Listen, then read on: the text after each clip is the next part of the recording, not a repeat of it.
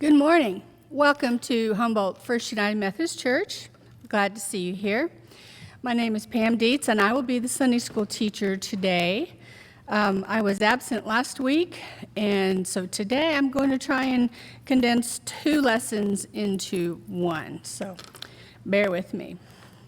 The primary subject for our lessons this month is the Sabbath, and it is for last week's lesson, the Sabbath is a collective work, collective rest. So everybody works and everybody rests.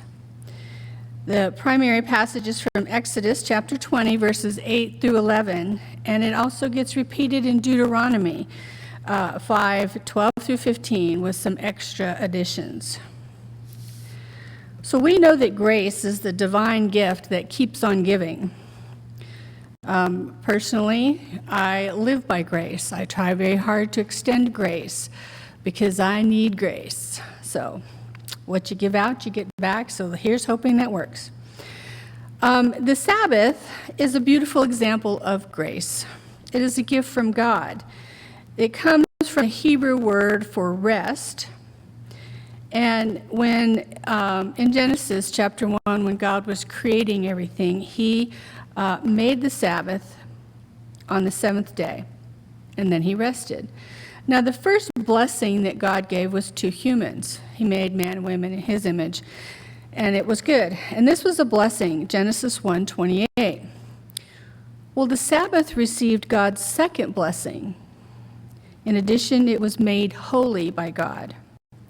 It's in Genesis 2, verse 3. The Sabbath command is the only one of the 10 commandments that takes us back to a time when everything was right in God's creation. There was no sin. There was joy. There was peace. The Hebrew concept of a 7-day week ultimately spread to the world. Now, at the time, some cultures had 10-day weeks, others had 8 or 9. It just varied, but gradually the 7-day week spread to the world. Now, our Christian church today, post-Jesus, celebrates the Sabbath on a Sunday. We consider that the first day of the week, whereas prior to this, they celebrated the Sabbath on the 7th day of the week. The Christian church chooses to do this because that is the day Jesus was resurrected. The Sabbath rest has been reinterpreted to include the worship of God, and this is why we come to church on Sunday. Now, Christian worship includes reading of the Scriptures, a proclamation of the Word, and administration of the sacraments. And at its core, our worship includes a liturgy that includes a gathered congregation. Certainly one can worship God by yourself. You can go out in nature. We see God everywhere we look. But we are intended to be a social people, a group, and we worship together, and we receive the blessings from that. Beginning in Exodus 20, verse 8, we have the instruction, remember the Sabbath day and treat it as holy. Now, only the Hebrews had a special day of celebration that occurred weekly. There were monthly, bi-monthly, annually feasts that all cultures celebrated, but the Hebrew people had one every week on a 7-day cycle. It was given to them by God, and the first instruction they received was to remember it, to be mindful, not to just recall it, but to have a concrete demonstration of remembrance. And I remember the first time I learned what remember actually means. It doesn't mean that you forgot. It means that you've taken something and you've put it in the back of your mind. To remember it is to bring it to the forefront. So when we remember the Sabbath day, we bring it from the back of our minds, the back of our lives, and we put it in the forefront. It is our primary concern at that moment. Now, what takes place on the Sabbath is to be qualitatively different than other days. We are to keep it holy. It is to be dedicated, consecrated to God, set apart. God already made it holy. He made it holy. Our job is to keep it holy. Remember the Sabbath day and keep it holy. Now, holiness is an attribute of God that reveals him to be unique. He is different than the other gods. Verse 9, 6 days you may work and do all your tasks. And that's whatever they saw fit to do, whatever they needed to do, whatever they were required to do to stay alive, to stay safe, to stay healthy, provide for their families. Whatever they needed to do was their work. And it varied from person to person. Verse 10 says, "But the seventh day is a Sabbath to the Lord your God. Do not do any work on it, not you, not your sons or your daughters, your male or female servants, your animals, or the immigrant who is living with you." No work. Nobody. Nothing. No one. Not. Don't do it. The seventh day was to be different. The Sabbath, it was meant to rest. God spelled it out. Not doing any work on that day would be a covenantal sign to the rest of the world. And they would take note, and they did. Throughout history, the Hebrew people and the Jewish people were called lazy because they did no work on their Sabbath. In Isaiah 58, 13 through 14, it says, "Keeping the letter and the spirit of the command will cause us to find our joy in the Lord. Keeping the Sabbath faithfully as it was intended, not nitpicking about what is or is not work." Verse 11, "Because the Lord made the heavens and the earth, the sea, and everything that is in them in 6 days, but rested on the seventh day. And that is why the Lord blessed the Sabbath day and made it holy." It's not so much that the Sabbath is a different day, but it is on this day there is a prohibition from work and an offering for rest. Deuteronomy chapter 5, verse 12 says, "Observe the Sabbath day by keeping it holy, as the Lord your God has commanded you. 6 days you shall labor and do all your work. But the seventh day is a Sabbath to the Lord your God, and on it you shall not do any work, neither you, nor your son or your daughter, nor your male or female servant, nor your ox, your donkey, or any of your animals, nor any foreigner residing in your towns, so that your male and female servants may rest as you do. Remember that you were slaves in Egypt, and that the Lord your God brought you out of there with a mighty hand and an outstretched arm. Therefore, the Lord your God has commanded you to observe the Sabbath day." Now, being set free, they were no longer required to be workaholics, but they could live with true meaning and purpose. Observe the Sabbath day by keeping it holy. So moving on to the next unit, which the Bible verses that I'm going to read don't mention the Sabbath as a whole, but these verses explain what it means to rest on the Sabbath. Our focal passage is from Psalm 23. It is to relax into the peace of Sabbath. And that's a hard concept for many of us first world people to understand, to relax into the peace of Sabbath. Psalm 23, verse 1, "The Lord is my shepherd. I lack nothing." Now, God is called by many names in the Bible. He is El Shaddai, the Almighty, El Elyon, God Most High, Yahweh, Lord. One name that links closely to Psalm 23 is Yahweh Yireh, the Lord will provide. This is the name spoken by Abraham after he found a ram caught in a thicket and he had been instructed to sacrifice his son Isaac. Isaac said, "Father, where is sacrifice?" And he replied, "The Lord will provide." And indeed, they looked over and there was the ram. The shepherd is somebody that takes care of his flock, his sheep. Now, in biblical times, there were many shepherds. Sheep were how they made their living, sheep and goats, and they followed them everywhere. And if you want to study what a shepherd is or does, it gives you a better understanding of why this analogy is in the Bible so much, because God is our shepherd.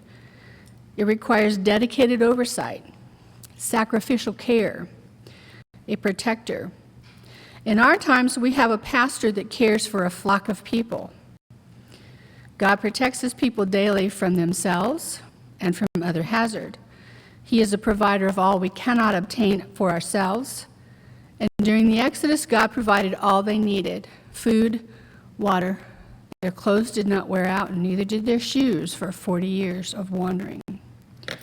Verse 2, he lets me rest in grassy meadows. He leads me to restful waters. Rest, peace, contentment, safe, secure, unharried, unhurried. God's rest enables us to stop doing and just be. It's okay. Just be. Verse 3, he keeps me alive. He guides me in proper paths for the sake of his good name. We are not our own people. I'm telling you, we belong to God, and if we forget that, it's to our detriment. God gives us providential rest. He keeps me alive. He saves me from myself. He renews our strength. He restores my soul. He gives me back my life, and he guides me on my proper path. God's action here and throughout the Bible demonstrate his character. Verse 4, even when I'm in the darkest valley, I fear no danger, because you are with me. Your rod and your staff, they protect me. Now, we are not promised a lack of danger or trouble, but we are promised that God will be with us, to carry us through, to precede us, to follow us, to show us the way. And in verse 4, we see a shift from the third person to the first. He becomes you, your rod, your staff. They protect me. They become implements of protection. Verse 5, you set a table for me right in front of my enemies. You bathe my head in oil. My cup is so full, it spills over. God becomes our host. He is setting a table for us. And in the biblical times, to bathe one's head in oil was a luxury. It was a sign of blessing. It was used for protection from dirt, bacteria, lice. It is a gesture from an abundance. Yes, goodness and faithful love will pursue me all the days of my life. I will live in the Lord's house as long as I live. This is the certainty that we will lack nothing, ever. We have this special blessing. And I encourage you to take the time to read one of the many books written about what it is for a shepherd analogy with Jesus, because it explains so much and it helped me so much to understand this special relationship, this peace, this comfort, to relax into it. From John chapter 10. There are in life many persons and agencies that claim to have best interests in mind. Are there any means available to us to help judge the accuracy of their claims? In these verses, Jesus explains initially to the Pharisees that what makes a person a good shepherd and why he could ultimately declare, I am the good shepherd.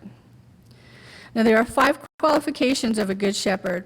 It's really not surprising to discover how closely they align with the actions of God. First, the good shepherd calls the sheep of his flock by name. He knows who they are. And when it is necessary that the sheep be moved, the shepherd leads them, and he leaves behind no stragglers. When the sheep are on the move, the good shepherd goes ahead of them, making certain there are no dangers. If there are, he clears them away. He knows where the lush meadows are and where the water is. He makes sure the sheep can enjoy the meadows full without fear or anxiety. And the good shepherd is so attached to his sheep and committed to their welfare that he is completely willing to lay down his life to keep. And that is what Jesus did for us on the cross. Now, a Sabbath is not intended to be another set of rules to follow. It is common sense. The problem we have with the Sabbath is that our humanness comes into play, to rationalize and argue and be in control instead of resting in God. It was intended for us to remember whose we are, to enjoy the peace and rest that we can only find in a holy God. So today happens to be Mother's Day, and on this day I invite you to rest in the Sabbath provided by a holy God. That's not to say you can't make a nice lunch or dinner for your family when the children are coming home. And that's not to say it's wrong to clean the house up real quick or run a load of laundry. God looks at the state of our hearts. And if we need to do those things on a Sabbath day for a specific reason, I don't think because the intent is not to sit and twiddle your thumbs and agonize over everything that needs to be done, but the intent is to rest in the peace and the joy and the love that only God can provide us. If you will, please pray with me. Heavenly Father, we come to you on this Sabbath day. Help us to remember why you declared a Sabbath day holy, why you said that it was, why you blessed it.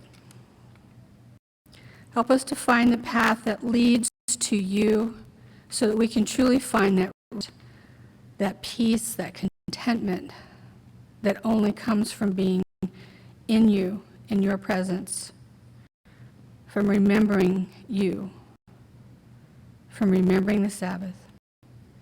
Help us to keep it holy, set apart, dedicated to you. In Jesus' most precious and holy name, amen.